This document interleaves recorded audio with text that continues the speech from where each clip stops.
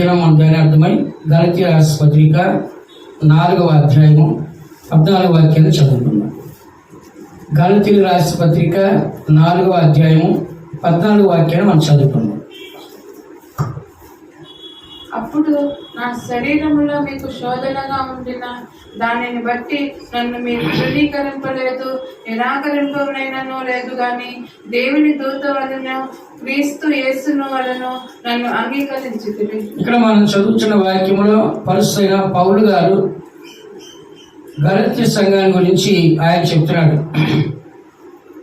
గలతీ సంఘస్థులు ఆయన ఎంతగా ప్రేమించారు, గలతీ సంఘస్థులు ఆయన ఎంతగా ఘనపరిచారు ఇక్కడ ఆయన చక్కగా చెప్తూ ఉన్నాడు.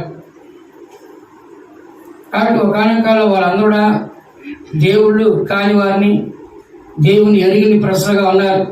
ఆ తర్వాత వాళ్ళు దేవుని తెలుసుకున్నారు. 8వ వాక్యంలో ఆ కాలమందు అయితే మీరు దేవుని ఎరిగిన వారి విషమునకు దేవుళ్ళు కాని వారికి దాసులని ఇంటారు. దేవుడు తెలియదు, దేవుడు కాని వారికి మీరు ఏమయ్యారు, దాసులుగా ఉన్నారు. కానీ ఇప్పుడు పౌలు గారి యొక్క ప్రసంగం వలన వాళ్ళందరూ మారు మనసు రక్షణ బాప్తిస్మం పొంది మంచి ఒక స్థితికి వాళ్ళు వచ్చిన తర్వాత వారు పౌలు గారిని దైవ సేవకుడిని అధికంగా వాళ్ళు ప్రేమించట్లేక చదువుతున్నా అని ఏమన్నాడు.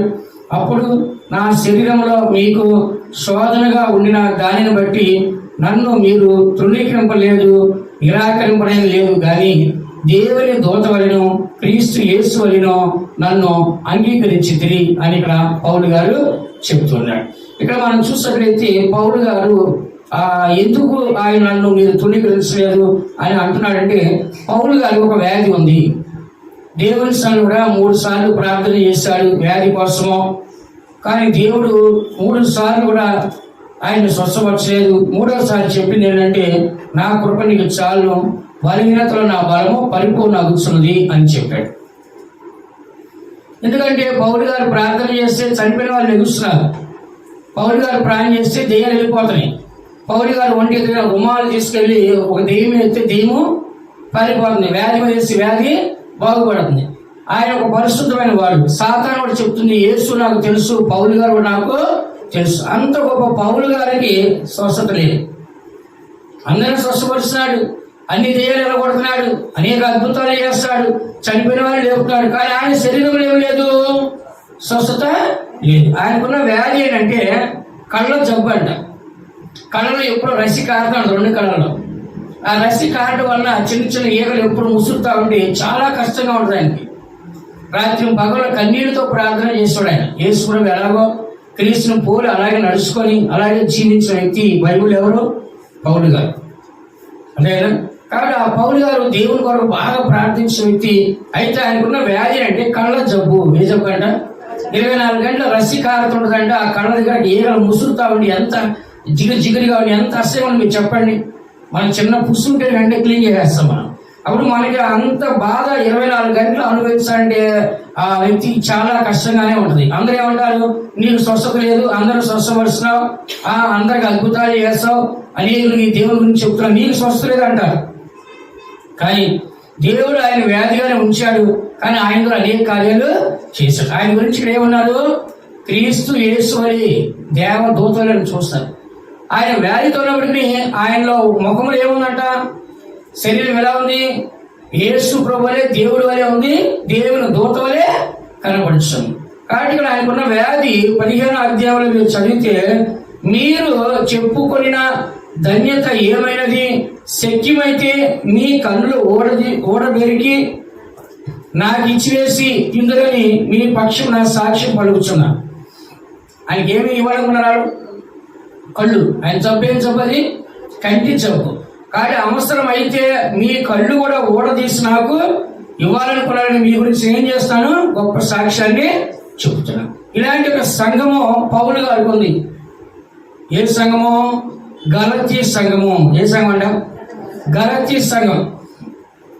యేసు ప్రభువు సేవ మొట్టమొదటి ఎక్కడ ప్రారంభించాడు, గలతీలో ప్రారంభించాడు. గలిలయుడైన యేసు అన్నాడు.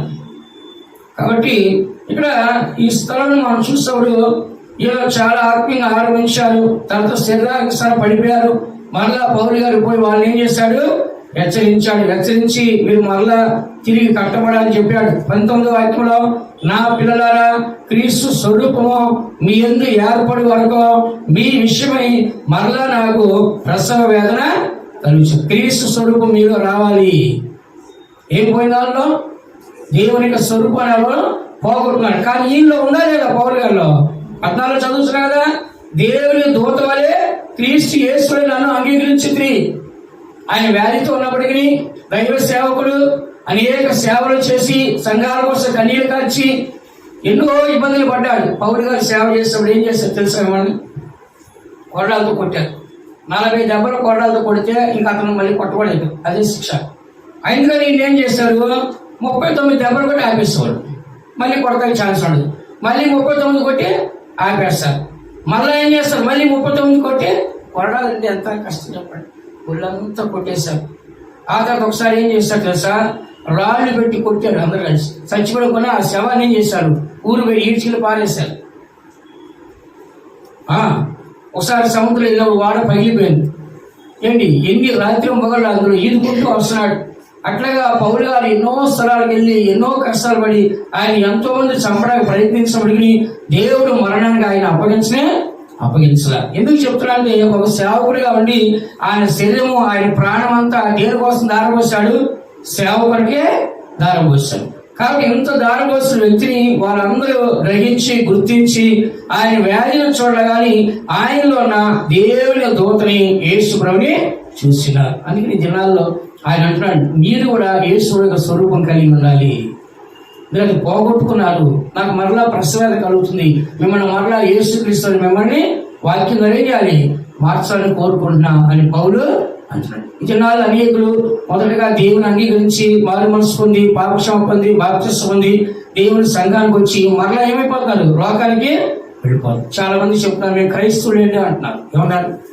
క్రైస్తవులు అన్నారు సిగరెట్ కాలుస్తున్నారు, క్రైస్తవులు అన్నారు బ్రాండీ తాగుతున్నారు, క్రైస్తవులు అన్నారు అదేంటి నోట్ల గుట్క ఏమంటారు దాన్ని పాన్పరాక అది వేసుకుంటున్నారు. ఒక విశ్వాసే నన్ను కలిశాడు, పలానా దగ్గర స్థలం ఉంది రండి చూద్దాం. వెళ్ళి కూర్చున్నాను, వచ్చాడు. నేను ఎప్పుడే వస్తాను అటు వెళ్ళి నోట్లేసి నవ్వుతున్నా ఉంది. ఇక్కడికి వచ్చి అతను కాదు వేరే సగం నవ్వుతున్నాడు. అది నా ముందే. ఏం చేయాలి? మన గమ్మున్నాడు సేవకుడు అయింది. ఏం చెప్పగలరు ఈరోజు? ఏం చెప్పలేము. ఎంత చండాలంగా అయిపోయాడు ఈ దినాల్లో. ప్రారంభంలో బాగున్నారు, తర్వాత అంతా పోగొట్టుకున్నారు. మళ్ళా తిరిగి దాన్ని కట్టాలంటే సేవకుడు ఎంత కష్టం. తెలియని వ్యక్తిని రక్షించడానికి తీసుకోవడానికి చాలా ఈజీ. ఒకసారి వెలిగించబడిన తర్వాత వాడికి చెప్పడానికి చాలా కష్టం. కాబట్టి పౌలు గారు, మీ విషయం నాకు మరలా ప్రసవేద కలుగుతుంది, క్రీస్తు సారూపు మీరు. కానీ పౌలు ఆ సారూపు పోయిందా? వాళ్ళ దేవదూతలాగా క్రీస్తు చేసిన కనబడచ్చు. ఒక దేవుని బిడ్డ మనము ప్రతి దినం కూడా మన ముఖములు ఎవరు కనబడాలి? దేవుడు కనబడాలి. చెప్పడారు మన ముఖం ఎవరి ముఖంలా కనబడాలి? దేవుని ముఖంలాగా. కొంతమంది ముఖాన్ని మనం చూస్తే లోక సంబంధం ముఖంగాను, సాతాన సంబంధం ముఖంగాను, పాపంతో నింపబడిన ముఖంగాను, ఏంటి ఇలా చూస్తే డబ్బులు లేకుండా ఒక శరీర కార్యాలు, లేదా కొట్లాట్లు, నరహత్యలు, దొంగతనాలు, మోసాలు, ఇలా ఎన్నో రకాలుగా మనుషులు క్రూరత్వాన్ని మనం చూస్తున్నాం. వీడు మనిషినా, వీడు మనిషిగా ఎందుకు పుట్టాడున్నాం మనం కొన్నిసార్లు. అంటే ఆ మనిషి యొక్క స్థితిని మనం చూసినప్పుడు ఒక మానవుడిలాగా ఈ దినాలు మనుషులు ఏం చెప్పినా ప్రవర్తించట్లా. కానీ పౌలు గారిని మనం చూసినప్పుడు ఆయన అంటున్నాడు, క్రీస్తు యేసువలే దేవుని దూతలు నన్ను చూశారు. ఇవాళ ప్రతి దేవుని బిడ్డ కూడా ఉండాల్సింది అంటే క్రీస్తు యొక్క సారూప్యం మనలో ఉండాలి. చెప్పడం క్రీస్తు యొక్క సారూప్యంలో కనబడాలి. మన ముఖం చూడగానే ఏం గుర్తు రావాలి? దేవుని పిల్లలండి అన్నారు. ఎవరంట? చూడగానే దేవుని పిల్లలండి. ఆ ముఖంలో ఆ మహిమ చూడండి, ఆ తేజస్సు చూడండి, వీళ్ళు ప్రార్థన పడండి, ఆత్మీయులండి. ఆ ముఖంలో చూడండి ఎంత ఆశీర్వాదకరంగా కనబడుతుందని మన గురించి ఏం చేయాలంటే ఒక సాక్ష్యం అనేది మనకి ఉండాలి. ఇప్పుడు పౌలు గారి సాక్ష్యం ఉందా లేదా? ఉందా లేదా? ఆయన కోసం వాళ్ళ కళ్ళు కూడా పీకి ఇవ్వాలనుకున్నారంట. అంటే అంతగా ప్రేమించారు ఆయన. అంటే ఆ జీవితం అంత ప్రకాశంగా ఉంది, శరీరంలో అంతా గాయపరచబడి అంతా దెబ్బతిన్నప్పటికీ ఆయన ప్రాణం చేస్తే దెయ్యాలు పోతాయి, రోగాలు పోతాయి, చనిపోయినవాడు కూడా లేవుస్తాడు. కానీ ఆయన మాత్రం ఏమన్నాడు? బలహీనగా ఉన్నాడు. దేవుడు ఏమన్నాడు? నీ బలహీనతో నా బలం పరిపూర్ణ అవుతుంది, నా కృప నీకు చాలు. స్వస్థపరిచాడా? స్వస్థపరచాలి. నీకు బలహీనం ఉన్నప్పుడు కావలసిన బలాన్ని ఇస్తానన్నాడు. కానీ నీ వ్యాధి తీసానడా? వ్యాధితోనే సేవ చేశాడు. దేవుడు సేవ చేశాడు. వ్యాధితోనే దేవుని మరి ఏం చేశాడా? సేవ చేశాడు. కాబట్టి చదువుతున్న వాక్యంలో మన యొక్క ముఖం కూడా ఎలా ఉండాలంటే దేవుని ముఖంలాగా ఉండాలి. చెప్పండి అందరూ. 4 విధాలుగా మన ఈ వాక్యం ఉందాం త్వరగా. ఇప్పటికే ఈరోజు చాలా ఆలస్యం అయిపోయింది. మధ్యలో కరెంటు పోయి ఒక గంట సేపు చాలా ఇబ్బంది అయిపోయింది. ఈరోజు లైవ్ అంతా పాడైపోయింది. అంటే ప్రసంగం వరకు వస్తుంది. కాబట్టి ఒకటి మనము దేవుని ముఖంలాగా ఉండాలి. మన ముఖం ఎవరి ముఖంలాగా? రెండోది మనము దేవుని ఆత్మ కలిగి ఉండాలి. ఎవరి ఆత్మ? మూడోది దేవతల ఆత్మ. ఎవరి ఆత్మ అంటే దేవతల ఆత్మ కలిగి ఉండాలి. 4వది దేవదూతలే మనం ఉండాలి. ఎలా ఉండాలంట? దేవదూతలే మనము ఉండాలి. అందుకని దేవుడు పెట్టారు మనందరూ కూడా మొట్టమొదటిగా మన యొక్క ముఖము క్రీస్తు యేసు ముఖం వల్లే ఉండాలి. చెప్పండి అందరూ. మన ముఖం చూస్తే ఎలా ఉండాలి? దెయ్యం ముఖం అంటారు కొందరు. ఈ ముఖం చూస్తే దెయ్యం ముఖం చూసుకుంటూ అంటారు. నేను ఆ మనిషి కొట్లాటలు గొడవలు తిట్టడము ఏంటి ప్రతిదానికి కూడా సీరియస్ అయిపోవడం కోపట్ల ఇట్లా చూస్తాడు. నీ ముఖం చూస్తే దెయ్యం లాగుంది, అమ్మో వాళ్ళు చూస్తే నాకు భయం పెడుతుంది అంటారు. వాళ్ళ దగ్గరికి వెళ్ళాలంటే మాకు భయం అన్నారు కొంచెం. ఏంటంటే ఆ ముఖంలోనే అంత భయంకరంగా కనబడుతుంది. కానీ ఇక్కడ పౌలు గారు ఏం కనబడుతుంది? దేవుని ముఖము. చెప్పండి అందరూ. దేవుని ముఖం. ఆయన చూస్తే దగ్గరికి వస్తారా పారిపోతారా? దేవుని ముఖం గలవారిని చూస్తే దగ్గరికి వస్తారా పారిపోతారా? దగ్గరికి వస్తారు. అబ్బాయి ఎంత ప్రకాశం ఉన్నారు, ఎంత మహిమ ఉన్నారు, ఎంత ఆత్మీయంగా ఉన్నారు, ఎంత పరిస్థితి ఉన్నారు. వాళ్ళు ఏదో ఒక ఆకర్షణ ఉంది, వాళ్ళు మంచి దేవుని బిడ్డలని దగ్గరికి వస్తారు. అదే దెయ్యం లాంటి ముఖం, క్రూర ముఖం ఏం చేస్తారు? వాళ్ళు చూసి త్వరగా పారిపోతుంటారు. మన దగ్గర పిలిచిన వాళ్ళు ఏం చేస్తారు? రారు అన్నమాట. అందుకని మన యొక్క జీవితము మన ముఖాన్ని చూసినప్పుడు దేవుని ముఖం చూసినట్టు ఉండాలి. ఆదికాండము 33వ అధ్యాయం 10వ వాక్యంలో ఏశావు చూసి యాకోబు చెప్తాడా అంటే వాళ్ళ అన్నయ్యను చూసి యాకోబు చెప్తున్నాడు, నీ ముఖం చూసినప్పుడు దేవుని ముఖం చూసినట్టుగా ఉంది. ఆదికాండం 33వ అధ్యాయం 10వ వాక్యం చదవండి. అప్పుడు యాకోబు, అట్లు కాదు, నీ కటాక్షము నా మీద నున్న ఎడల చిత్తగించి నా చేత ఈ కానుక పుచ్చుకొనుము. దేవుని ముఖము చూచినట్లు నీ ముఖము చూసి తిని నీ కటాక్షము నా మీద వచ్చిన్నది కదా. ఇక్కడ మనం చదువుతున్న యాకోబు అన్నయ్యని మోసం చేసి పారిపోయాడు. మరలా తిరిగి వస్తా ఉన్నాడు. కానీ యాకోబుడు ఏముంది? భయం. ఎందుకని? అన్నయ్య మోసం చేసి ఆస్తి అంతా ఆశీర్వాదాలు అంతా ఏం చేస్తాడు? దోచుకున్నాడు. కానీ ఇప్పుడు అన్నయ్యని చూస్తే ఎవరికి భయం వేస్తుంది? యాకోబు భయం వేస్తుంది. ఎందుకని? యాకోబు మోసగాడు, తప్పు చేశాడు. అన్నయ్య తప్పు చేయలేదు. యాకోబు తప్పు చేశాడు కాబట్టి అన్నయ్య దగ్గర రావడం ఏం చేస్తాడా? భయపడదు. కానీ అన్నయ్యకి మాత్రం అది అంతా మనసులో పెట్టుకున్నాడా? చెప్పండి, పెట్టుకున్నాడా? ఆయన పెద్దలు అయిపోయాడు, ఈయన పెద్దలు అయిపోయాడు, ఇద్దరు పెళ్లి అయిపోయి ఇద్దరు పిల్లలు అయిపోయారు. ఏంటి ఇంక ఇప్పుడు ఆ పగలు ఆ కక్షలు అన్నీ పోయి తమ్ముడు వస్తాడు. అన్నకి ఎలా ఉందంట? చెప్పండి. ఆడు మోసం చేసి వెళ్ళాడు, రాని ఆయన చంపుతా అన్నాడా? ఏ తమ్ముడు వస్తాడని చెప్పగానే ఎదురెళ్ళాడు. ఎదురు వెళ్ళాడు. సగం దూరం వెళ్ళిపోయాడు. తమ్ముడు వెళ్ళిపోయాడు. కవులు ఎంచుకొని ముద్దు పెట్టుకొని చాలా సంతోషం వేసి దా త్వరగా రా, నాతో పాటు రా అని చెప్పేసి తీసుకెళ్తాడు. కానీ యాకోబు అయితే భయపడుతున్నాడు. భయపడి ఏం చేశాడు? రాత్రి అంతా ప్రార్థన చేశాడు. ఏం చేశాడు? రాత్రి అంతా ప్రార్థన చేసి దేవత కాళ్ళు పట్టుకొని నన్ను ఆశ్రయించు, లేకపోతే నేను వదిలిపెట్టని చెప్పి పట్టుకున్నాడు. ఎవరికి భయం ఉంది? ఒక తప్పు చేసేటప్పుడు తప్పకుండా భయపడతాడు. యాకోబు తప్పు చేశాడు కాబట్టి ఆ భయం ఆయన ఏం చేస్తుంది? వెంటాడుతుంది. కానీ ఏసేపు తప్పు చేయలేదు కాబట్టి ఆయన ధైర్యం ఉన్నాడు. తమ్ముడి కవులు ఇస్తున్నాడు, కానీ తమ్ముడికి భయం. అప్పుడు అంటున్నాడు, ఏమంటున్నాడు? దేవుని ముఖం చూసినట్టుగా ఉంది. ఏమన్నాడు? దేవుని ముఖం చూసినట్టుగా నీ ముఖము చూసి తిని. కాబట్టి చూడండి, ఏసావు నిజంగా ఏ తప్పు చేసిన వాడు కాదు. తండ్రిని ఎక్కువగా ప్రేమించాడు. వేటాడి అదంతా తీసుకొచ్చి తండ్రికి పెట్టాడు మాంసం. కానీ యాకోబు ఏం చేస్తాడు? అమ్మ దగ్గరే ఉండేవాడు అనమాట. అమ్మ ఏం చేసి యాకోబు సపోర్ట్ చేసి యాకోబుని దీవించాలని కోరుకుంది. అక్కడ యాకోబు పారిపోయాడు. తల్లి తర్వాత చనిపోయింది. ఏంటి ఆ తర్వాత ఏసేపు వచ్చేసరికి యాకోబు వచ్చేసరికి తండ్రి మాత్రం బతుకున్నాడు. ఎవరైనా ఇస్సాకు. ఆ తర్వాత ఆయన చనిపోయినాడు. ఎందుకు ఇదంతా చెప్తున్నాడు? యాకోబు మోసం చేసి సంపాదించాడా? ఏం చేశాడు చెప్పు? పారిపోయాడు. ఏమన్నా అనుభవించాడా? అనుభవించాడు. తల్లి చేసింది దానివల్ల ఏమైనా ప్రైజ్ వచ్చిందా? రాలేదు. కానీ ఏసావును మనం చూసినప్పుడు ఎలాగుందంటే దేవుని ముఖం చూసినట్టుంది. కానీ యాకోబు ఏమనుకున్నాడు, మా అన్నయ్య నా మీద చాలా పగబట్టి ఉన్నాడు, నేను వెళ్తే ఏమనుకున్నాడు, చంపేస్తాడు అనుకున్నాడు. కానీ అతను అది ఉందా? ఈ దినాల్లో మనం ఏం చేస్తాం, రారా నువ్వు దొరకపోతావా, ఏ నాడినా దొరుకుతావరా, నా కంటోడ ప్రాణం నేను నిన్ను వదలను రా, నీ నాశనాన్ని నేను చూస్తాను రా అంటాం. నా ఆస్తి అంతా ఎత్తుకుని వెళ్ళిపోయావో, ఆశీర్వాదాలు ఎత్తుకుని వెళ్ళిపోయావో, నిన్ను బతకనేను రా అని వెంటాడతాం మనం. కానీ ఏసేపు వదిలేశాడు, పోనీ అది పారిపోయాడు, పోనీ వదిలేశాడు, బ్రతకలేదు. కానీ తమ్ముడు వస్తాయంటే బాధ సంతోషమా చెప్పండి?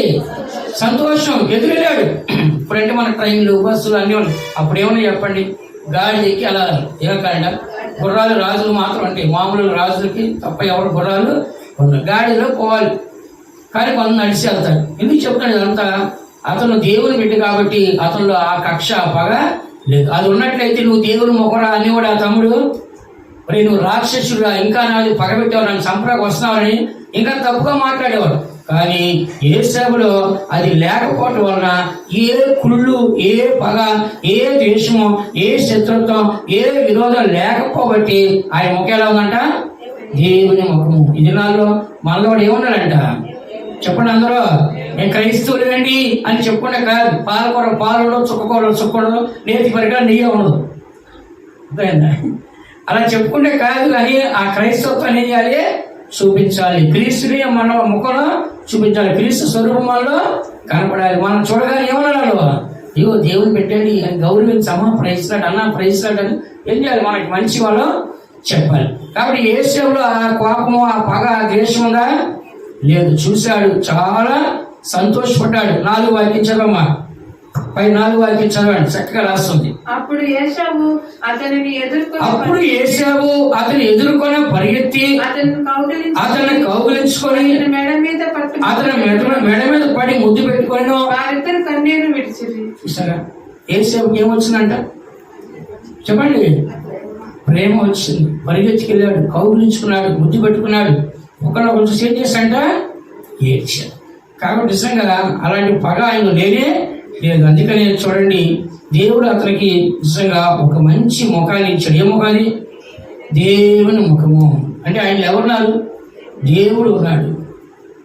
అదే ఎవరున్నాడ, దేవుడు ఉన్నాడు. ఏసాకు దేవుడు ఏమి ఇచ్చాడు, దీవెనలు చివరి ఇసాకు ఆకాశ మంచు తాగులు నీ నేల నీ చవురుతో నింపబడి చెప్పాడు. ఎవరిని?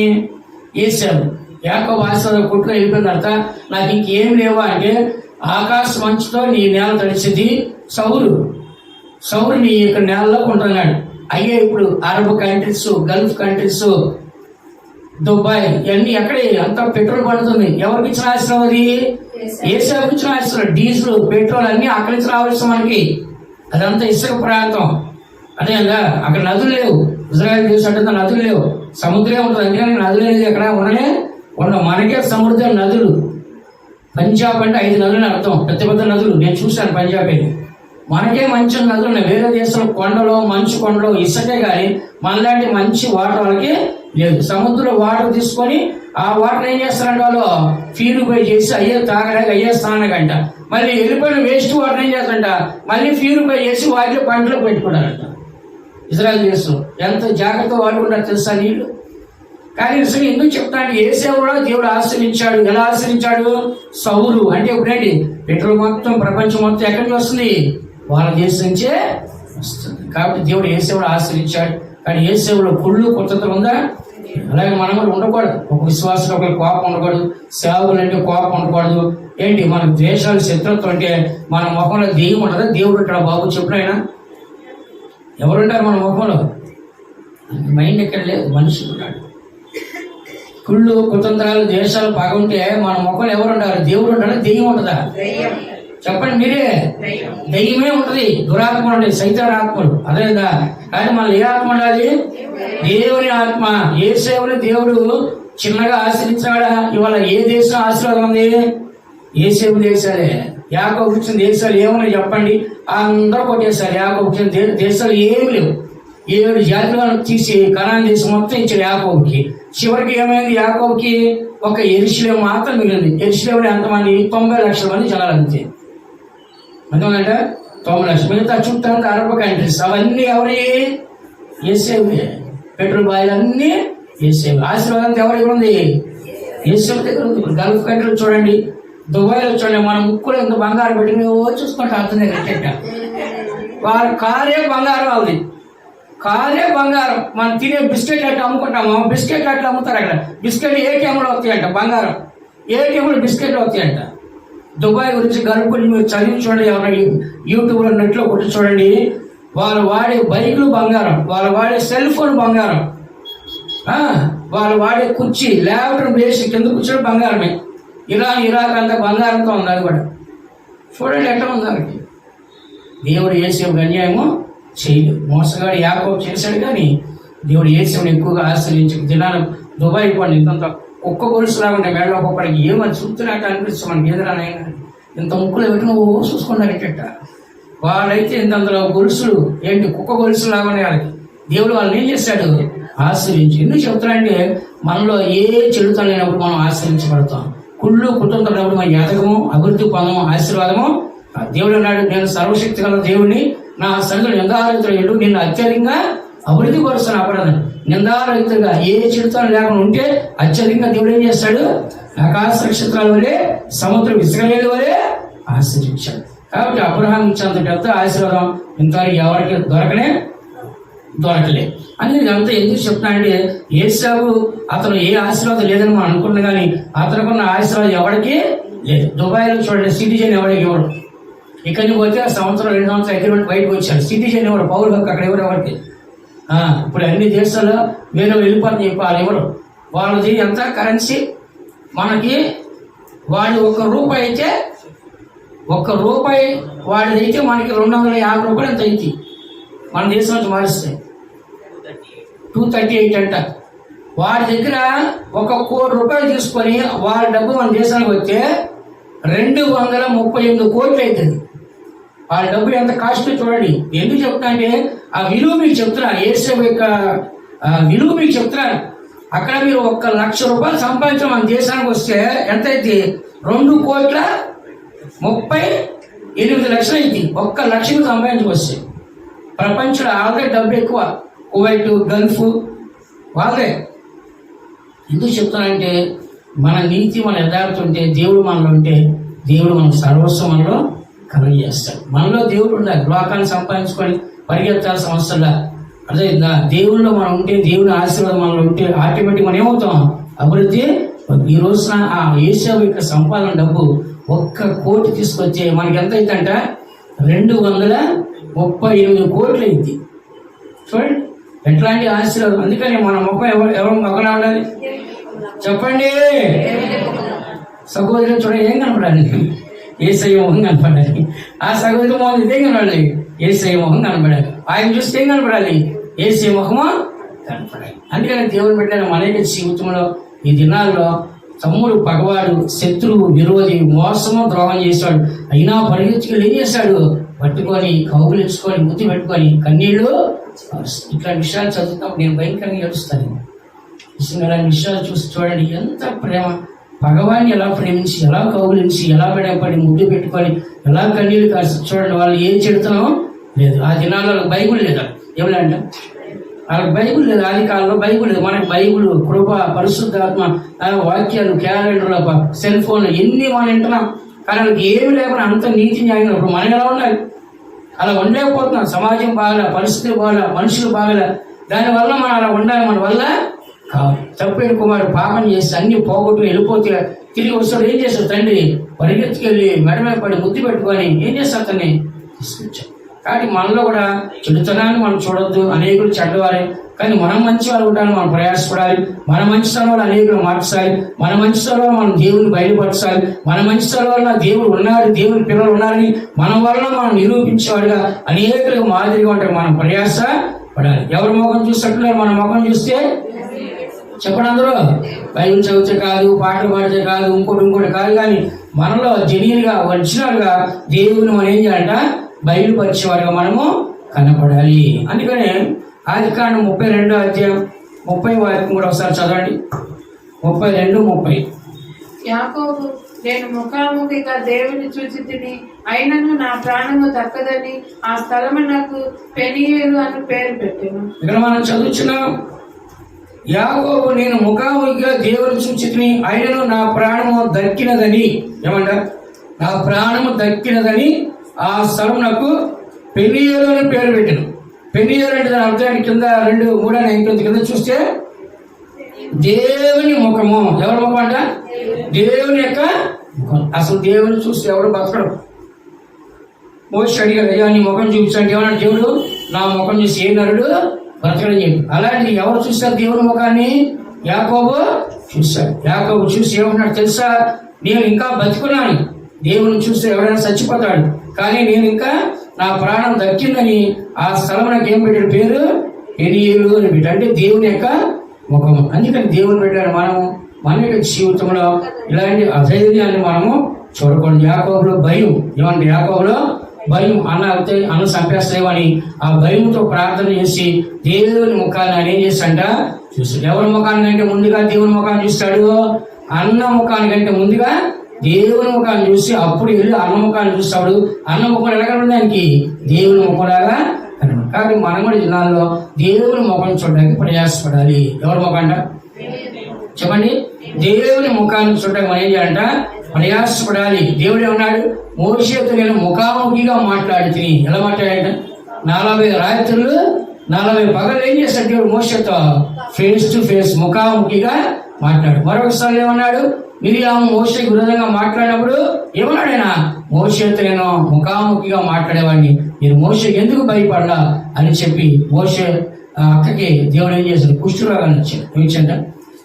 ఒక సేవకుడికి, మరి ఆయన సొంత తమ్ముడు ఆమెకి, అయినా కూడా తమ్ముడైనా సరే అతను నా సేవకుడు కాబట్టి అతని విరోధంగా మీరు చేస్తారు కాబట్టి మీకు కుష్ఠరోగాలు ఇస్తాను చెప్పి దేవుడు ఏం చేస్తాడు? ఆమెకి కుష్ఠరోగం ఇచ్చాడు. మళ్ళీ మోషే ఏడ్చి ప్రభా ఆమెను క్షమించేయాలి. మళ్ళా మోషే ప్రార్థన చేస్తే దేవుడు మళ్ళీ ఆమెను క్షమించి ఆ కుష్ఠరోగాన్ని బాగు చేస్తాడు. కాబట్టి మోషే యొక్క అనుభవం ఏంటంటే దేవుడితో మాట్లాడతాడు డైరెక్ట్ గా. దేవుడు చెప్తాడు, మోషే కొండలకు రా అంటాడు. ముందు వీళ్ళు ఏం చేస్తాడు? కొండలకు వెళ్ళి ఫేస్ టు ఫేస్ ఏం చేస్తాడు? మాట్లాడుతాడు. ప్రత్యక్షురాలకు రా అంటాడు. దేవుడు ప్రత్యక్షురాలు దిగిన తర్వాత మోషేతో ఏం చేస్తాడు? ముఖాముఖిగా మాట్లాడు. అందుకని దినాల్లో దేవునితో ముఖాముఖిగా మాట్లాడేవాడిగా మన ముఖాన్ని చూసినప్పుడు దేవుని ముఖంలాగా కనపడాలి. శిష్యులు అడిగారు, అయ్యా మీ తండ్రి ముఖాన్ని చూపిస్తే మాకు చాలు. ఆయన ఏమన్నాడు? నన్ను చూస్తే నా తండ్రిని చూసినట్లేదా? యోహాను సువార్త 14:9. కానీ నన్ను చూస్తే నా తండ్రిని చూసినట్లే కదా. ఇంకా తండ్రిని చూసి అడుగుతారు ఏంటి అంటే దేవుని ముఖం ఎలా ఉందో యేసుప్రభు ముఖం అలాగే ఉంది. ఈ దినాల్లో మన దేవుని మనం చూపించాల్సిన సమస్యలా మన ముఖంలో మన యేసుప్రభు వాళ్ళకి కనపడ. మనం పాడే పాటల్లో, మనం చెప్పే సువార్తలో, మనం మాట్లాడే మాటల్లో, మనం చేసే ప్రార్థనలో ఎలా కనపడాలి? మనం చూస్తే దేవుని యొక్క దూత వల్ల మనము, దేవుని ముఖం వల్ల మనము కనపడాలి. ఎక్కడో దేవుడు కాదండి, మనలోనే చూపించాలి. యేసుప్రభుని అడిగారు, అయ్యా మీ తండ్రిని చూపించంటే ఆయన అన్నాడు, ఎంతకాలం నేను మీతో ఉన్నాను కదా, నన్ను చూస్తే నా తండ్రిని చూశాడు. దేవుడు ఎలా ఉన్నాడు అలాంటి మాదిరికరమైన జీవితాన్ని నేను చేస్తాను. అందుకని మన ముఖం ఎవరి ముఖం ఎలా ఉన్నది చెప్పండి? ఇప్పుడు దేవుని ముఖము. రెండోదిగా మన ముఖం ఎలా ఉన్నాడంటే దేవుని ఆత్మ గలవారికి ఉండాలి. ఎవరి ఆత్మ అంట? మళ్ళీ ఎవరి ఆత్మ ఉండాలి? సైతాన్ ఆత్మ ఉండకూడదు. ఎవరి ఆత్మ అంట? సాతాను ఆత్మ ఉండకూడదు, కానీ దేవుని ఆత్మలో ఉండాలి. ఆదికాండము 41:38. ఆదికాండము 41:38 మనం చదువుకోవచ్చు.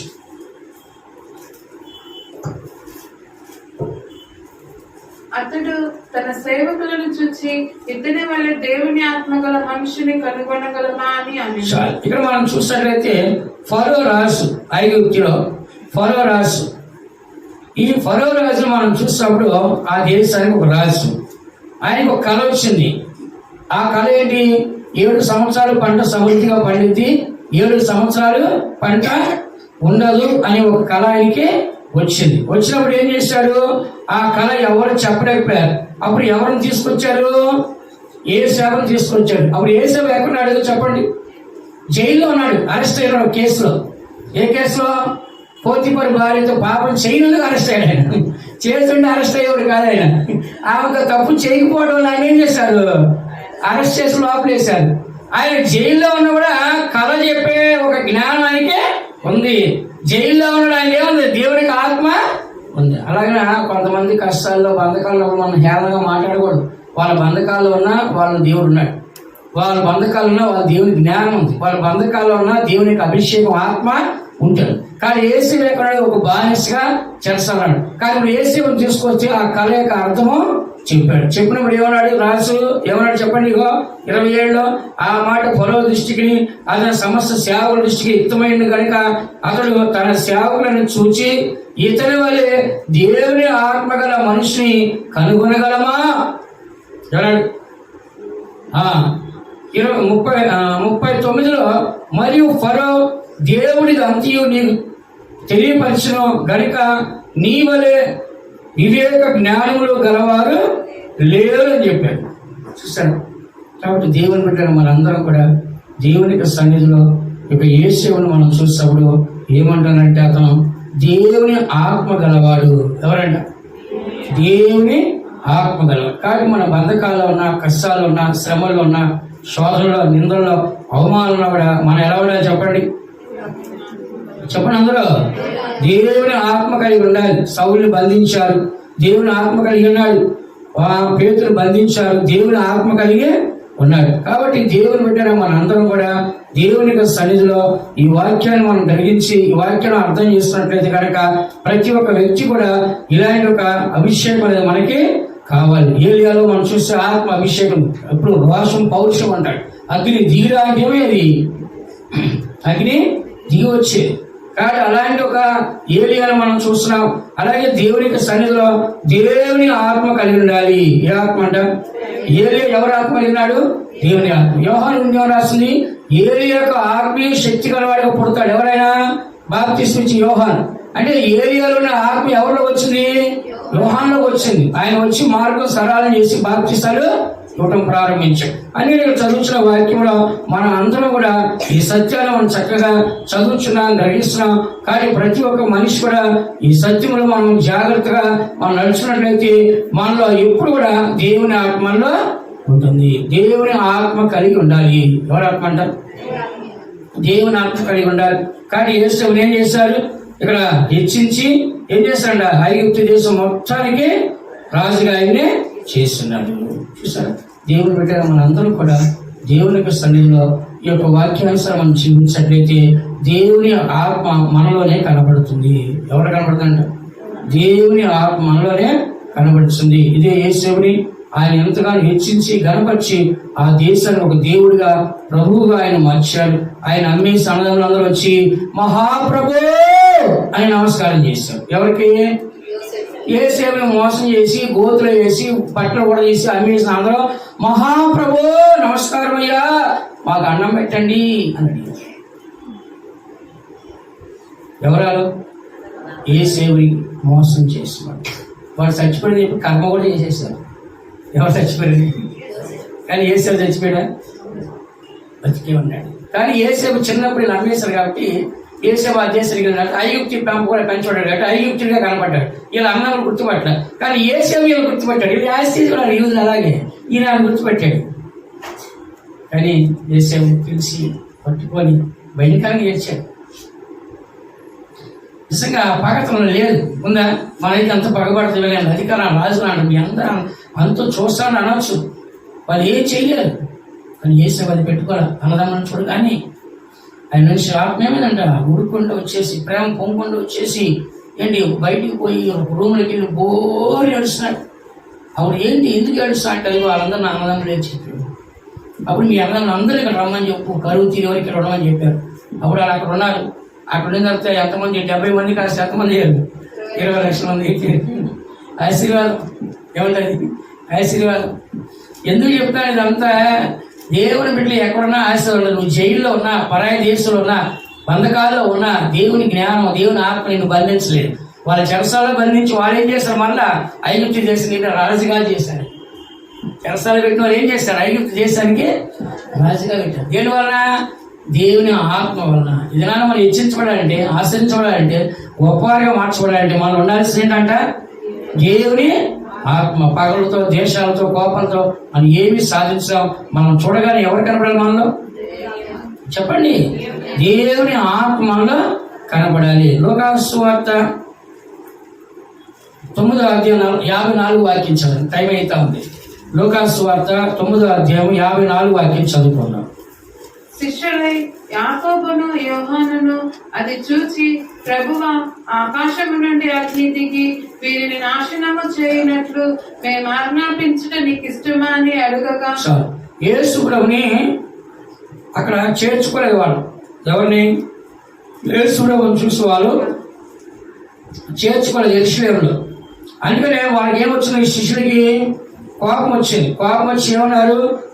ప్రభువా, ఆకాశం నుండి అగ్ని దిగి వీరిని నాశనం చేయనట్లుగా మేము ఆజ్ఞాపించడం నీకు ఇష్టమా అని అడిగారు. అంటే వాళ్ళ ఆత్మ అంత ఉద్రేకతగా ఉంది. యేసుప్రభునే తునీకరిస్తారా? యేసుప్రభుని ద్వేషిస్తారా? యేసుప్రభుని ఆ దేశంలో యెరూషలేములోకి రానివ్వరా అని చెప్పి వాళ్ళందరూ ఏమన్నారు? అగ్నిలో తీవ్రతగా ఏమన్నారు? ప్రభువా, నీకు ఇష్టమైతే మేము ఆకాశం అగ్ని తీసుకుంటే వాళ్ళందరూ ఏం చేస్తాము? కాల్చి వేస్తా ఉన్నారు. 3 ఉంది ప్రభువా అని అంటే దగ్గర. 3 ఏమని రాస్తుంది అక్కడ? ఏలియా చేసేట్లుగా. ఏలియా ఏం చేస్తాడు? శత్రుల్ని అగ్ని చేత కాల్చాడు 50 మందిని. మరలా ఇంకో 50 మంది వస్తే వాళ్ళని అగ్ని చేత కాల్చాడు. 3వది ఏం చేస్తాయా? మమ్మల్ని చంపొద్దు అని బ్రతిలాడుకున్నాడు. కానీ ఏలియా కలిగిన ఆత్మ వీళ్ళలో ఉంది. కానీ వీళ్ళు అన్నారు ఏలియా చేస్తే మేము చేయమన్నారు. కింద రాసిన లాస్ట్ లో ఆయన వారి తట్టు తిరిగి వారిని గద్దించినాం. 4 ఉంది. దాని కింద ఫుట్ నోట్ ఏమని రాసింది?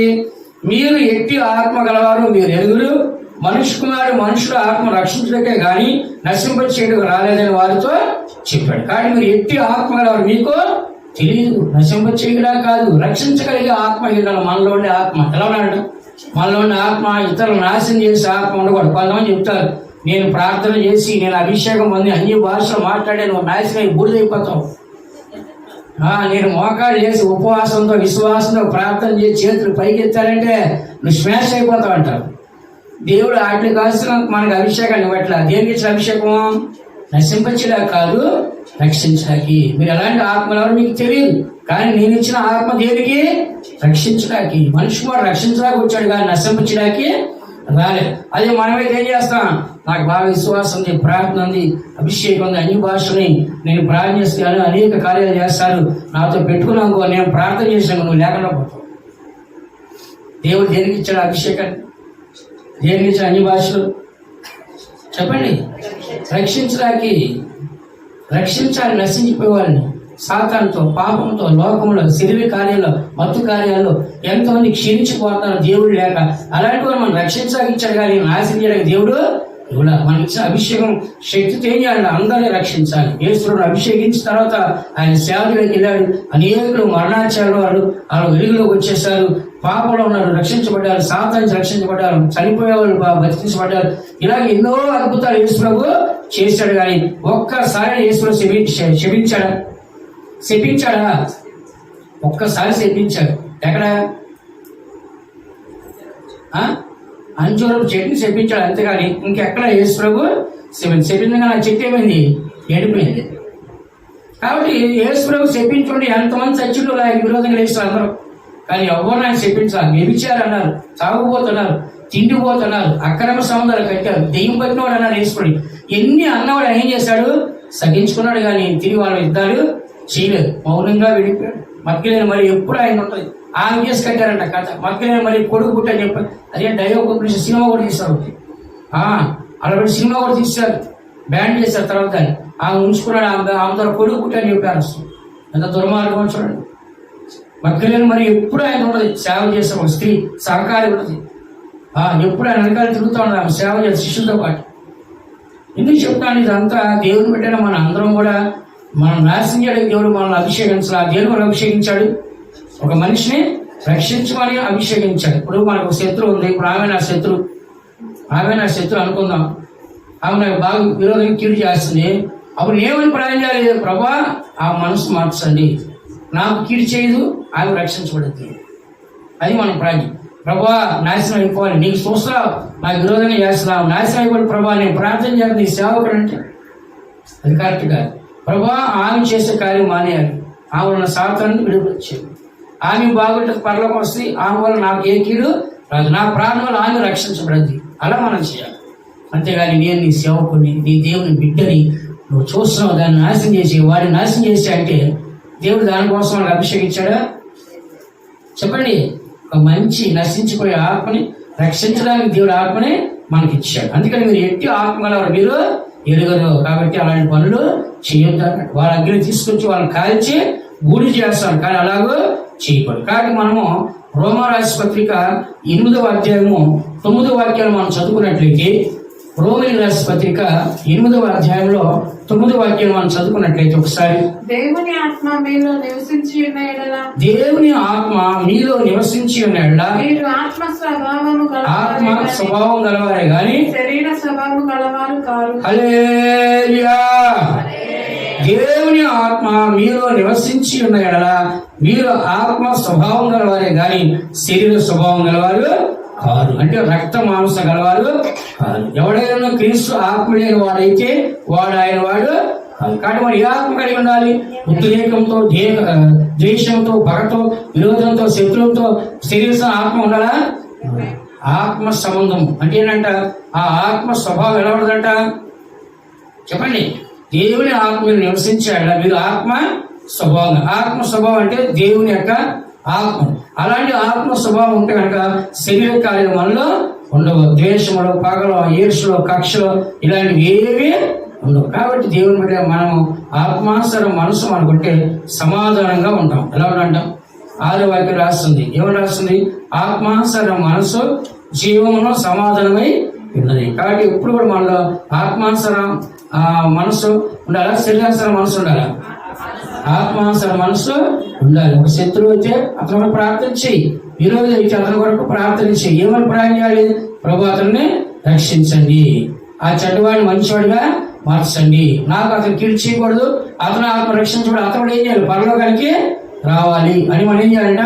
ప్రార్థన చేయాలి. అందుకని ఆ మనిషి నాశనం అయిపోవడం ప్రార్థన చేస్తే మనకి ఎలాంటి ప్రవేశమో లేదు. అందుకని దేవుని బట్టి మనందరం కూడా ఒక వ్యక్తి కోసం మనం ప్రార్థించడానికి ముందుకు రావాలి. దానియేలు కాలంలో నెబుకద్నెజర్ రాజు చెప్పాడు, నేను కల కన్నాను, దాన్ని మర్చిపోయాడు.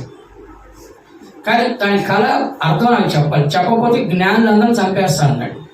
అప్పుడు దానియేలు ఏం చేశాడు? షద్రకు, మేషకు, అబేద్నెగో అనే దగ్గరికి వెళ్ళి, అయినా ఇప్పుడు మనందరం చంపేస్తారు కాబట్టి మీరు కూడా కలిసి ప్రార్థన చేయండి అని నలుగురు కలిసి ప్రార్థన చేశారు. ప్రార్థించగా దేవుడు చేస్తే ఆ కళ అర్థం బయలుపరిచాడు. అప్పుడు ఏం చేశారు? వెళ్ళి రాజు చెప్పి తప్పించుకున్నారు. అప్పుడు ఆ దేశానికి రాజుగా ముఖ్య వ్యక్తి ఎవరు మార్చారు? దానియేలు మార్చారు. తర్వాత వాళ్ళని షద్రకు, మేషకు, అబేద్నెగో కూడా ముఖ్యమైన స్థానాల్లో పెట్టారు. ఎందుకు చెప్తానంటే, ఒక సహోదరికి మనం ఏం చేయాలి? ప్రార్థన సహాయము మన దేవుని వాళ్ళని సహాయం వాళ్ళని ప్రార్థించాం. అంతేగాని మీరందరూ కలిసి నా కోసం ప్రార్థన చేయండి, వాడి నాశనం వాడిని లేపేయాలి దేవుడు.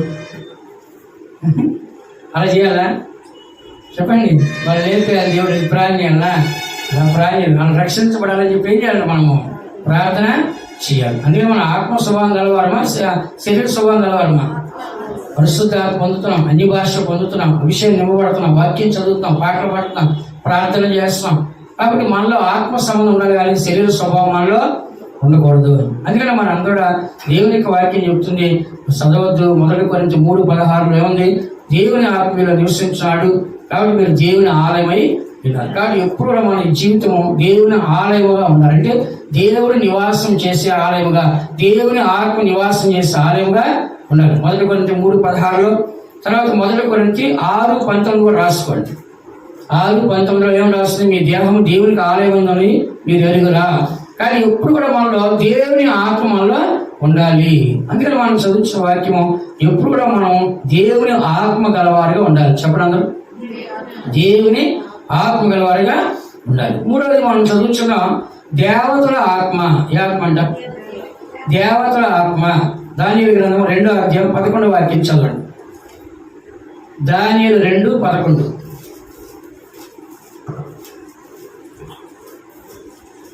రాజు విచారించిన సంగతి బహు అసాధారణమైనది. దేవతలు కాక మరెవరును ఈ సంగతి తెలియజెప్పజాలరు. దేవతల నివాసములు శరీరుల మధ్య ఉండవు కదా. ఇక్కడ మనం చదువుతున్నాం దేవతల ఆత్మను రాస్తుంది. ఏ ఆత్మ అంట? దేవతల ఆత్మ. ఇంగ్లీష్లో చదివా నేను, గాడ్స్ అని రాస్తుంది, అంటే దేవుళ్ళు అని రాస్తుంది. ఇక్కడ ఏమన్నా దేవతలు అంటే ఆడవాళ్ళు. దేవతలు అంటే ఎవరు? ఆడవాళ్ళు, దేవుళ్ళు అంటే మగవాళ్ళు.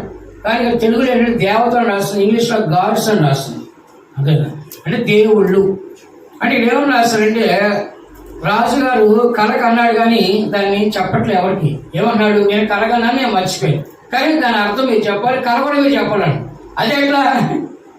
కళ చెప్తే అర్థం చెప్తారు, నేను కళ చెప్పను, కళ మీరే చెప్పాలి, దాని అర్థం మీరే చెప్పాలంటున్నాడు. అయ్యా అది అసాధారణ విషయం, అది ఎవరి వల్ల కాదు. అది ఏమన్నాడు? రాజా విచారించిన సంగతి బహు అసాధారణది, దేవతలు కాక మరి ఎవరునూ దాన్ని సంగతి చెప్పచాలి. దేవతలు రాస్తుంది, ఇంగ్లీష్లో గాడ్స్ అని రాస్తుంది, దేవుళ్ళు. కాబట్టి దేవతల నివాసములు అంటే దేవుడి నివాసములు శరీరుల మధ్య ఉండవు కదా అన్నారు.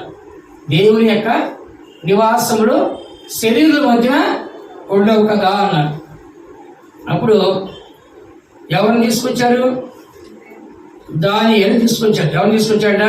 అప్పుడు దానియేలుకి తెలిసిన విషయం 17వ వాక్యం చదవడం కింద త్వరగా. అప్పుడు దానియేలు తన ఇంటికి పోయి తన స్నేహితులైన అనన్యాకును మిషాయేలుకును అజర్యాకును సంగతి తెలియచేసి తానును తన స్నేహితులను బబులోనులో తగిన జ్ఞానులతో కూడా నశింపకుండానట్లు ఆ కళ యొక్క మర్మ విషయములో పరలోకమందున్న దేవుని వలన కటాక్షము పొందు నిమిత్తమై ఆయనను వేడుకొనడని వారిని హెచ్చరించారు. చూసారా? స్నేహితుడిగా చెప్తాడు దానియేలు, మీరు ప్రార్థన చేయండి, అందరూ నశించిపోకుండా ఉండాలని ప్రార్థన చేయండి అని చెప్పినప్పుడు ఆలయ శద్రక్, మేషక్, అబేద్నెగో ఇలా ముగ్గురు దానియేలు కలిసి ఏం చేస్తారు? ప్రార్థన చేస్తారు. అప్పుడు ఇక్కడ ఏం జరిగింది? దేవుడు నివాసములు మనుషుల మధ్యలో ఉండవు కదా, అంటే దేవుడు నివాసం మనుషుల మధ్యలో చేయడు. దాన్ని మనం చూసినట్లయితే ఇప్పుడు మనుషుల మధ్యలో దేవుడు ఉండడం అక్కడ రాస్తుంది. అని ఇప్పుడు దాన్ని చెప్పాలంటే ఎలాగది? దేవుడికే సాధ్యం, మనుషులు సాధ్యం కాదు. ఎందుకని? కళ చెప్పట్లేదు. కళ మీరే చెప్పాలి, దాని అర్థం మీరు చెప్పాలి. అదేట కళ చెప్తే అర్థం చెప్తారు. కానీ రాజులు చాలా జ్ఞానంగా వారు, లేదంటే రాజ్యం చేయలేరు. అతని ఉద్దేశం ఏంటంటే నెబుకద్నెజరు ఉద్దేశం ఏంటంటే కళ చెప్పామనుకో ఆ దేశంలో 100 మంది వచ్చి 100 రకాలు చెప్తారు, ఏది నిజమో అర్థం కాదు. అదే కళ కూడా నేను మర్చిపోయానంటే కళతో పాటు చెప్పేవాడే నిజం చెప్పేవాడు. అది ఎవరైనా సాధ్యమా? దేవుళ్ళు మన మధ్య, గాడ్స్ మన మధ్య ఉండరు కదా అని రాసి ఇంగ్లీష్. ఇక్కడ దేవతలు రాసి గాడ్స్ అంటే దేవుడు మన మధ్య ఉండరు కదా అంటే. ఇప్పుడు దానియేలు ఏం చేశాడు? దేవుని దగ్గరికి వెళ్ళి బాగా ప్రార్థన చేసి ఆ విషయం అంతా ఏం చేస్తాడు? తెలుసుకున్నాడు. తెలుసుకుని ఏం చేస్తాడు? వచ్చి చెప్తా ఉన్నాడు అన్నమాట. చెప్పినప్పుడు ఏమైంది? ఏమన్నాడు? రాజా నువ్వు ఒక గొప్ప కలగన్నావు అన్నాడు. ఏమన్నాడు చెప్పండి? రాజా మీరు ఒక గొప్ప కలగన్నారు. ఆ కళ్ళలో ఏమన్నాడు? పెద్ద ప్రతిమ కనబడుతుంది, తల బంగారము, రొమ్మెమో రాగి ఎత్తడి, అతని కాళ్ళేమో ఇనుము మట్టి. అంటే 4 రాజ్యాలు. బంగారు రాజ్యం అంటే నెబుకద్నెజరు రాజ్యం, ఆ తర్వాత రొమ్ము అంటే పారసీకల రాజ్యం, ఆ తర్వాత నడుము అంటే ఇతర అంటే గ్రీకు రాజ్యం, ఇనుము అంటే రోమ రాజ్యం, మట్టి కలిసి ఇనుము కలిసి రాజ్యం అంటే అది ఇప్పుడు మామూలుగా జరిగే రాజ్యం, ఇప్పుడు జరిగే చివరి రాజ్యం.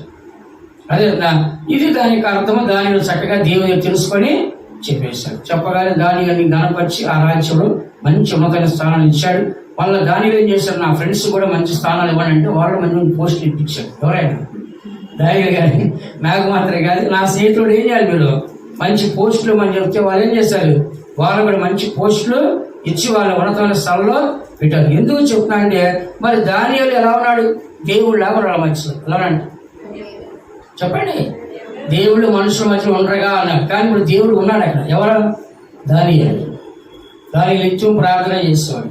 సింహాలు బోనేస్తే సింహాలు టచ్ చేయలేదు ఆయన. సింహాలు బోనేస్తే సింహాలు ఆయన్ని టచ్ చేయలేదు. అంటే అర్థం అంటే ఆయనలో మాంస జీవితం లేదంట. ఏమిటంట? ఆత్మీయంగా అంతా ఒక దైవికంగా ఉంటాడండి. ఎప్పుడు దేవుడు ఎలా ఉంటాడో అలాంటి ఒక జీవితం ఆయన చేశాడు. అందుకని మాంసం లేదు కాబట్టి సింహాలు ఆయన తినలేదంట. ఏమంట? కానీ దేవుడు దేవతను పంపి సింహాలను మూపించని రాస్తుంది. కానీ ఆయన్ని తినడానికి సింహాలకి ఎందుకు అంటే ఆయన మాంసము లేదు. అంటే ఏంటి? మాంస స్వభావం, మాంస ఆలోచన, మాంస తలంపులు, మాంస కోట, మాంస ఇచ్చలు, ఆశలు కోరడానికి లేవు. గర్జించే సింహాలే సాతాను. కానీ సాతాను ఎప్పుడైతే శరీర మనిషి ఉంటాడో వాళ్ళని ఏం చేస్తుంది? పట్టుకుంటాడు. కానీ ఇక్కడ దానియేలు మనం చూసినప్పుడు ఎవరో చెప్పలేని దాన్ని ఏం చేస్తా ఆయన చెప్పాడు. దేవుళ్ళు మన మధ్యలో ఉండరు కదా అని చెప్పారు. కానీ దానియేలు దేవుని దగ్గర అన్ని విషయాలు తెలుసుకొని వెళ్ళి ఆ కళని, దానికి అర్థాన్ని ఆయన చెప్పగానే రాజు ఏమైపోయాడు, ఒకసారి షాక్ అయిపోయాడు. నేను కన్ని కళని ఎలా చెప్పగలుగుతున్నాడు, దాని అర్థం కూడా ఎలా చెప్పగలుగుతాడు, నేను తప్ప ఎవరికి ఆ కళ తెలియదు కదా, ఇలా ఎవరిని అడిగిన వాళ్ళు ఎవరు చెప్పలేరు అని చెప్పేసి రాజు ఏమాడు, షాక్ అయిపోయాడు. ఏమైపోయాడా, షాక్ అయిపోయి దేవుడు రాజు ఏం చేస్తాడు, అతన్ని హెచ్చించి అతనితో పాటు ఏం చేస్తాడు, తన యొక్క దానియేలు యొక్క స్నేహితులు ముగ్గురు ఏం చేస్తాడు, ఉన్నతమైన స్థానాల్లో వాళ్ళనే పెట్టాడు. చూడండి 48 వాక్యంలో 2:48 అప్పుడు రాజు దానియేలును బహుగా హెచ్చించి అనేక గొప్ప దానములు ఇచ్చి అతన్ని బబులోని సంస్థానం అధిపతిగా, బబులోని జ్ఞానందరిలో ప్రధానిగా నియమించిన. అంతలో దానియేలు రాజు వద్ద మనవి రికమెండేషన్ చేస్తున్నాడు. ఎవరైనా దానియేలు రాజు వద్ద మనవి చేసుకునగా రాజు శద్రకు, మేషకు, అబేద్నెగోను అని వారిని బబులోని సంస్థానం మీద విచారణకర్తలుగా నియమించి, అయితే దానియేలు రాజు సన్నిధిని దానియేలు రాజు దగ్గర ఉంటాడు, ఏలేమో ఆ దేశంలో మంచి మేనేజర్, సూపర్వైజర్ లాగా అనమాట. అదే మంచి పోస్టులు వాళ్ళు కూడా ఇప్పించాడు. ఇది నాలో మనం అయితే ఏం చేస్తాం, మన దారి మనం హెచ్చించబడ్డా చాలనుకుంటున్నాం. కానీ ఆయన ఏం చేశాడు, నా స్నేహితులు నాతో కలిసి ప్రార్థన చేశారు, వాళ్ళు ఏమవ్వాలంట, హెచ్చించబడాలని కోరు. ఎందుకు ఇదంతా చెప్తాడే, దానియేలు దేవుడు లాగా ఉన్నాడు. ఎలాగంట చెప్పండి, దేవుళ్ళు మన మధ్యలో ఉండడు కదా, దేవుడు అయితే చెప్పండి నువ్వు కానీ కళ, దాని అర్థం కూడా దేవుడు చెప్పాలి, మనుషులు ఎవరు చెప్పలేరు. ఒకవేళ కళ యొక్క అర్థం చెప్పడానికి ఎవరైనా చెప్పొచ్చు, కానీ నువ్వు కన్నీ కళ చెప్పడం ఎవరి వల్ల కాదు అని చెప్పి దానియేలు ఎలా అంటే దేవుడు లాగా ఉన్నాడు. చెప్పండి, ఇదే దానియేలు గ్రంథం 4:8 వాక్యంలో మళ్ళా దానియేలుకి మళ్ళా ఇంకొక కళ అర్థం చెప్పాలి సందర్భం నెబుకద్నెజరు రాజు కొడుకు కాలంలో వచ్చింది మళ్ళీ ఛాన్స్.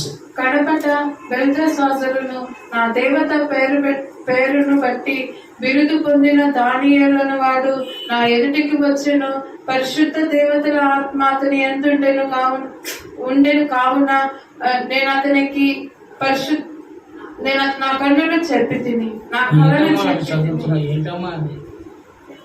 చదువుతున్న వాక్యంలో కడపట బెల్తెషాజరు నా దేవత పేరును బట్టి బిరుదులు పొందిన దానియేలు వాడు నా ఎదుటికి వచ్చిన, పరిశుద్ధ దేవతల ఆత్మ అతని యందు ఉండెను కావున నేను అతనికి నా కళను చెప్పి.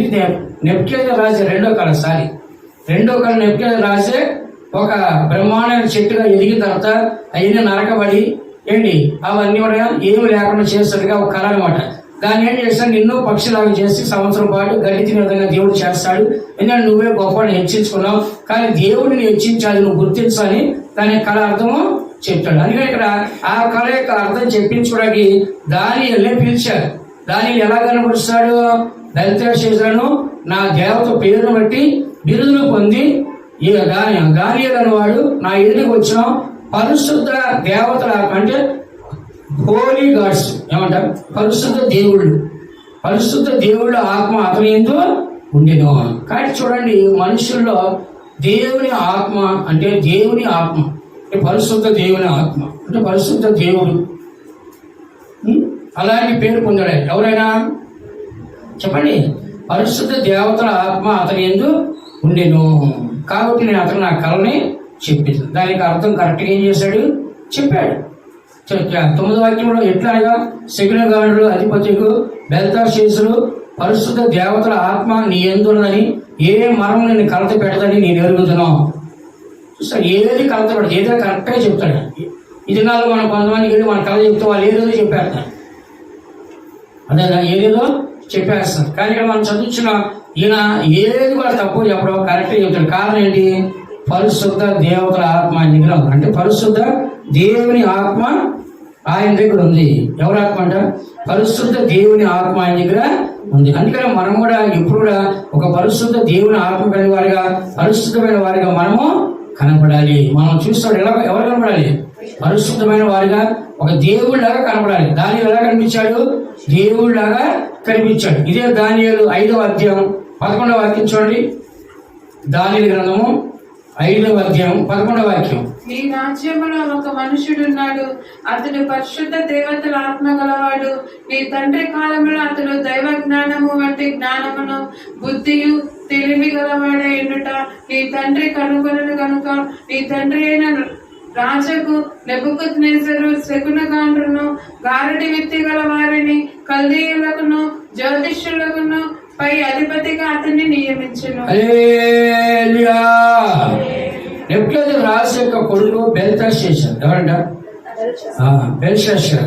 అయితే అతను ఏం చేస్తాడంటే దేవుని ఆలయంలోంచి అన్ని పట్టుకొచ్చారు. అప్పుడు ఇది యెరూషలేము దేవాలయాన్ని కాల్ చేసి ఆ దేవాలయం పాత్రలు తీసుకొని యెరూషలేము ప్రజలందరూ ఏం చేశారు, బబులోను దేశానికి తీసుకొచ్చేసాడు. అవన్నీ ఎక్కడ ఉండే పాత్రలు? అవి దేవుని మందిరంలో పాత్రలు. ఈయనేం చేశాడు, ఫంక్షన్ చేస్తున్నాడు. ఏం చేస్తాడంట, 1000 మందితో, ఎంతమంది అంట, 1000 మందిని పిలిచి ద్రాక్షారసం దేవుని ఆలయంలో వాడే పాత్రలు తీసుకొచ్చి, మనం కూడా మన చర్చిలో బల్లారం వాడే పాత్ర దేనికి వాడం, బల్లారం రోజు మాత్రం తీసి ఏం చేస్తాం, శుభ్రం కడిగి మరి భద్రంగా మనము పెట్టేస్తాం. దాన్ని ఎవరిని ముట్టని మళ్ళా బల్లారంగా దాన్ని తీస్తాం.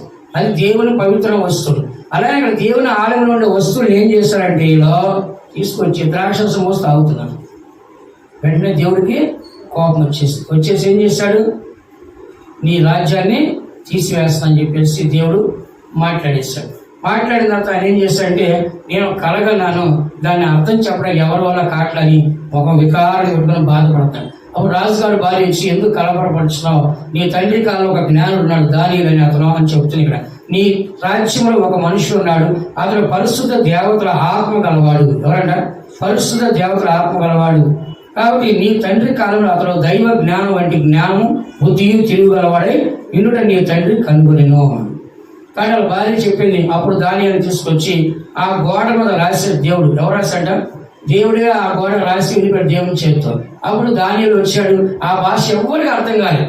అప్పుడు దానియేలు వచ్చి ప్రార్థన చేసి ఏం చేశాడు, ఆ భాషకు అర్థాన్ని చెప్పాడు. దీంట్లో చూడండి 24వ వాక్యం, 5:24లో, కావున ఆయన ఎదుట నుండి ఈ అరచెయ్యి వచ్చి ఈ వ్రాతలో రాసిన శాసనం అనగా మేనే టేకిల్ ఉపార్సిన్, అంటే ఈ వాక్య భావం ఏమనగా, మేనే అనగా దేవుడు నీ ప్రభుత్వము లెక్క చూసి దాన్ని ముగించాడు. టేకిల్ అనగా ఆయన నిన్ను త్రాసులో తులిగా నీవు తక్కువగా కనబడుతుంది. ఫేరస్ అనగా నీ రాజ్యం నీ వద్ద నుండి విభాగింపబడి మాదీలకు పారసకులను ఇవ్వబడును అని చెప్పాడు. అప్పుడు వెంటనే ఆ రాజు ఏం చేశాడు, దానియేలును గనపరిచి మరలా దానియేలు ఏం చేస్తాడు, హెచ్చించేస్తాడు. ముఖ్యమైన వ్యక్తి ఏం చేశాడు, పెట్టేశాడు. అందుకని దేవుడు పెట్టారు. మనలో ఎప్పుడు కూడా దేవుని ఆత్మ అంటే దేవుళ్ళ ఆత్మ ఒక దేవుళ్ళలాగా దారి ఉన్నట్లుగా మనం కూడా ఏం చేయాలంటే దేవుడు లాగా ఉండాలి. చెప్పండి, తెలుగులో ఇక్కడ దేవతలను రాసింది, ఇంగ్లీష్లో గాడ్స్ అని రాసింది. దేవుళ్ళు ఎవరన్నా, దేవుళ్ళు వేరు, దేవతలు వేరు. దేవతలు అంటే ఏంటి చెప్పండి, ఆడ మనిషి. చెప్పండి అందరూ, దేవత అంటే ఎవరు, ఆడ మనిషి. దేవుడు అంటే మగ మనిషి. అది కూడా తీయదా మీకు? మీరు ఏం చేస్తున్నారు? కాబట్టి దేవుడిగా ఆయన కనిపించాడు. ఎలా కనిపించాడ? దేవుడిగా దానియేలు కనిపించాడు. చివరిగా టైం అయిపోయింది, చివరి కార్యం చూద్దాం. 4వది, మనము దేవదూత వలె కనపడాలి. ఎలా కనపడాలంట? ప్రసంగం మాత్రం గంటసేపే, కానీ లేట్ అయింది. కానీ ప్రసంగం మాత్రం ఎంతసేపు? గంటసేపు. ఒక 5 నిమిషాలు చెప్పి ముగిస్తాను. దేవదూత వలె మనం కనపడాలి. 1 సాముయేలు 29:9. త్వరగా 1 సాముయేలు గ్రంథము 29వ అధ్యాయం 9వ వాక్యం చదవండి. ఇప్పుడు ప్రవక్త అయిన పేరు నందినవాడు పూర్వము దీర్ఘదర్శి అనిపించుకుని 29:9 అమ్మా. 1 సాముయేలు, నీకు అసలు ఏం మైండ్ పని చేయట్లేదు. 1 సాముయేలు 29వ అధ్యాయం 9వ వాక్యం నేనే చదివేస్తాను. అందుకు ఆకీషు, దైవ దూత వలె నీవు నా దృష్టి కనబడుచున్నావని నేను ఎరుగుదును. దావీదు ఫిలిష్తీయుల యొక్క గొలియాతుని చంపాడు. ఎవరు చంపాడంట? ఫిలిష్తీయుల గొలియాతుని చంపిన తర్వాత సౌలు ఏం చేశాడు, ఇప్పుడు దావీదు రాజుని చేయాలి, సౌలు యొక్క కుమార్తెని ఏం చేయడానికి, పెళ్లి చేయాలి. అప్పుడు ఆయనకి ఇష్టం లేదు, ఆడు రాజు అవడం ఏంటి, నేను రాజుగా ఉండగా అని చెప్పి రాజు ఏం చేశాడు, మాట తప్పి దావీదుని చంపేస్తే నేనే రాజుకుంటా అని చెప్పి దావీదు వెంటబడతాడు. దావీదు ఏం చేశాడు, గొలియాతుని చంపినవాడు సౌలు చంపడం పెద్ద విషయం కాదు, కానీ అభిషేకించబడడం అని మనం చంపకూడదు చెప్పి ఆయన దూరంగా వెళ్ళిపోయాడు. వెళ్ళిపోతే ఏం చేశాడు, ఆయన వెళ్తా ఫిలిష్తీయుల దేశానికి పోయాడు. ఎక్కడ పోయాడ? ఫిలిష్తీయుల దేశానికి పోతే వాళ్ళేమన్నారు, అయ్యా వీడు మన మంచి దుర్మార్గుడు, మన గొలియాతుని చంపినవాడు. ఏమన్నారు? 5వ వాక్యం రాస్తుంది, సౌలుకు వేలగాలుగా దావీదుకు 10,000 కొల్లిగా హతం చేస్తాడని వారు నాట్యమాడుచు గాన ప్రతిగానం చేర్చు పాడిన దావీదు ఇతర కాడా అని అతనితో చెప్పి ఆకీషు ఏమన్నాడు, దావీదు పిలిచి యెహోవా జీవంతో నీవు నిజముగా యథార్థవంతుడు అయి ఉన్నావు, దండులో నీవు నాతో కూడా సంచరించడం నా దృష్టికి అనుకూలమే. నీవు నా యొద్ద వచ్చి దినము నుండి నేటి వరకు నీ యందు ఏ దోష నాకు కనబడి, కానీ సర్దారు నీ యందు ఇష్టము లేక ఉన్నాను. అంటే ఏంటి, ఇప్పుడు వాళ్ళ దేశంలో పోయాడు, వాళ్ళు నమ్మట్లా. ఎందుకని మనం చంపడానికి వచ్చాడు, ఏదో కుయించుకొచ్చాడు, ఆ రోజు గొలియాతు చంపాడు, ఇప్పుడేమో వాళ్ళకి భయపడి రాజు భయపడి ఇక్కడికి వచ్చాడు అని అన్నారు. కానీ దావీదు ఏం చేశాడు, అక్కడికి వెళ్ళిన తర్వాత ఎక్కడ చంపేస్తారో మళ్ళీ ఆ పగతని సొల్లి కాల్చుకొని చిచ్చిగా యాక్షన్ చేసి పిచ్చోడా చేసి గోడ మీద పిచ్చి గీయటము ఇవన్నీ చేశాడు. వరే ఇటు పిచ్చోడ్రా, ఈ గొలియాతు చంపడం ఏంటి, వదిలేడు ఉంటే ఉన్న పక్కన వదిలేశారు కొన్ని రోజులు. కానీ అక్కడ నటిస్తున్నాడు దావీదు. అప్పుడు రాజే ఉన్నాడు, నువ్వు నా దగ్గరకు వచ్చినా యథార్థం ఉన్నావు, నీతిమంతులు ఉన్నావు, ఏ దోషణ కనపడా, కానీ నువ్వు వస్తే కనుక నువ్వు మా అందరం చంపుతావు అని మా యొక్క సైనికులు ఒప్పుకోవట్లేదు. అది ఏమంటారంటే, గొలియాతు చంపిన వీడు మామూలుడు కాదు, మనతో వస్తే రేపు పొద్దున మనందరం చంపేస్తాడు వీడు, ఈ నమ్మకం రాజు చెప్పి వాళ్ళు ఇష్టపడట్లా. కానీ దావీదు ఉన్నాడు, రాజా నీ దగ్గర ఏమైనా తప్పు చేస్తానని అడిగాడు 8వ వాక్యం. అప్పుడు రాజు అన్నాడు, దైవ దూతలే నీవు నా దృష్టి కనపడుతుంది, నీలో ఏ తప్పు లేదన్నాడు. కాబట్టి దావీదు అక్కడికి వెళ్ళి తన ప్రాణాన్ని కాపాడుకున్నాడు, శత్రువులు చేస్తూ ఉన్నాడు. రాజు అయిన సౌలు భయపడి పారిపోయాడు. కానీ ఆయన ఎలా ఉన్నాడు, దేవుని దూత వలె ఆయన మొహం కనపడుతుంది. చెప్పడం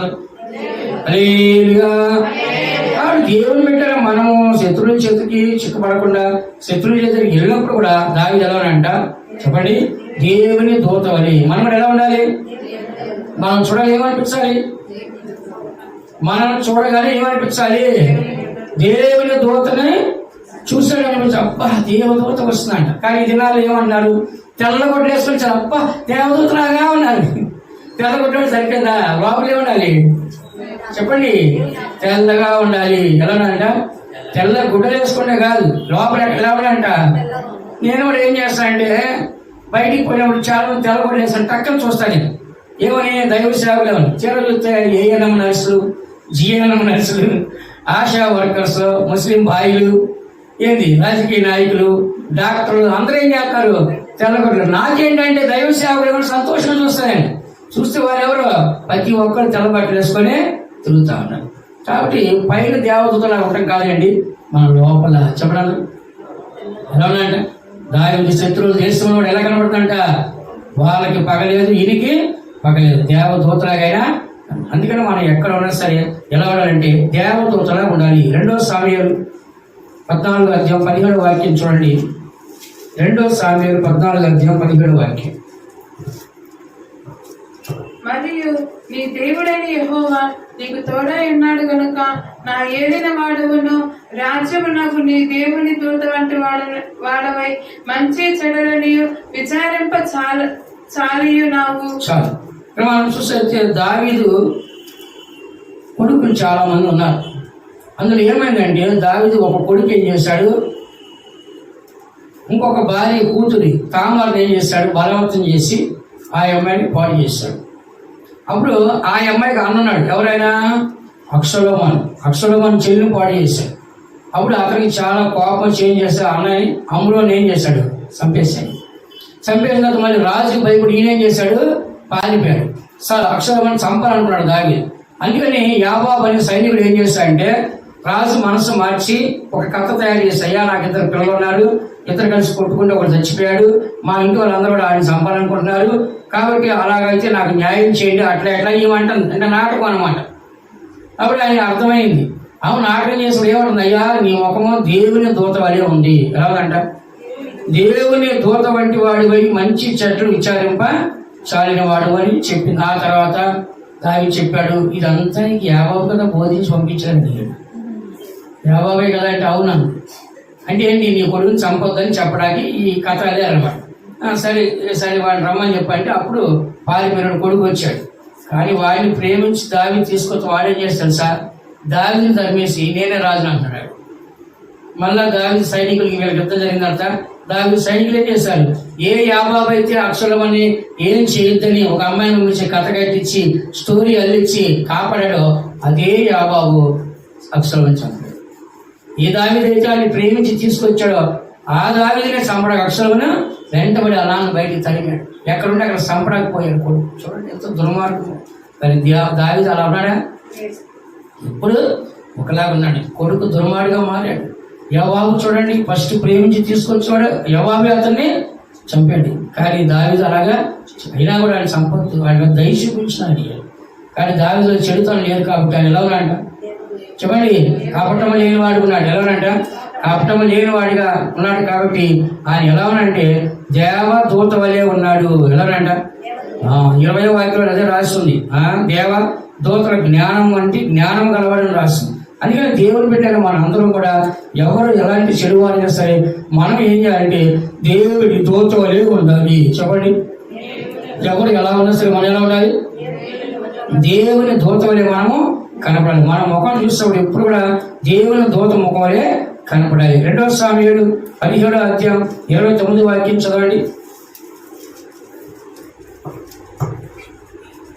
కాయ ధాన్యములు, చిక్కుడు కాయలు, తేనె వెన్న, తేనె వెన్న,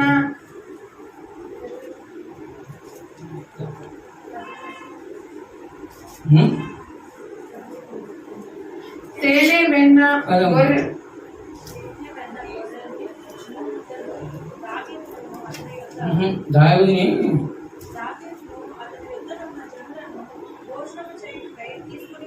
కాదమ్మా దేవదూత వలె ఉన్నాడని మాట. దావీదు దేవదూత వలె ఉన్నాడనే మాట అడిగింది.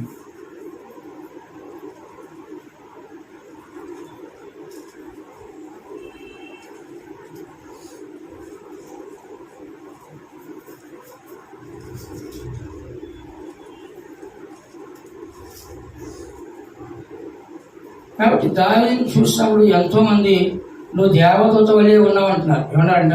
నువ్వు దేవదూత వలె ఉన్నా అని చెప్పి దావీదుని ఏం చేసేవాడు?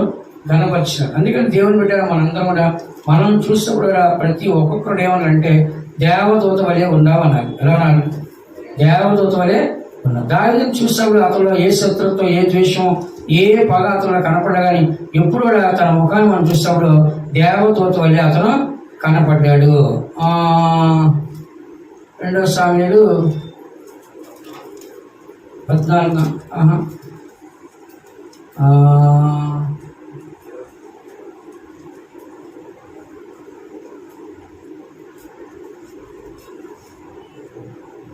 16వ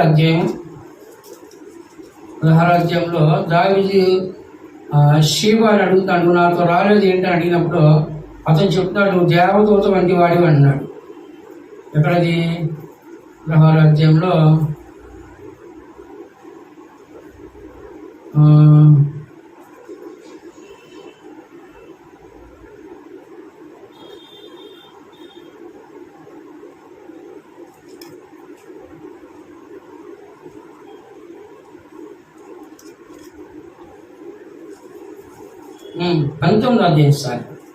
19వ అధ్యాయము 2వ సామెయేలు 19వ అధ్యాయము చూడండి. ఇక్కడ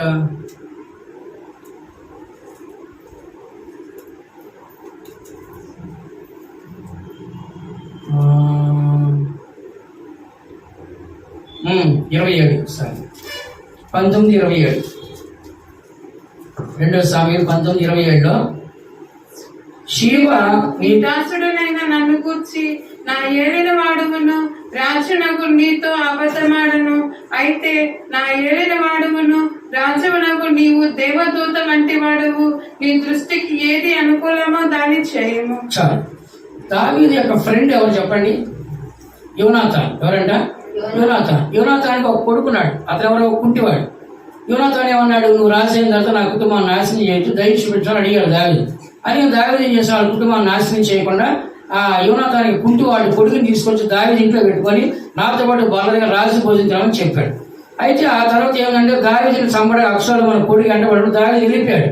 వెళ్ళిపోయినప్పుడు ఈ కుంటివాడు దావీదుతో వెళ్ళలేదు. తర్వాత దావీదు వాళ్ళు కొంతకాలం తర్వాత అక్షరం చచ్చిపోయిన తర్వాత మళ్ళీ రాజ్యం వచ్చినప్పుడు దావీదు అడుగుతాడు, ఏమి నువ్వు రాలేదు అని అడిగితే అప్పుడు చెప్తున్నాడు, అయ్యా నేను కుంటివాడిని, నా పనివాడిని మోసం చెరిపాడు, నన్ను గాడి ఎక్కించి నీ దగ్గర తీసా ఎవరి వల్ల కాలేదు, కానీ నువ్వు దేవదూత వంటి వాడివి, నీ దృష్టికి ఏదో అనుకోలేదు, నాకు శిక్ష ఇయ్యండి అంటాడు.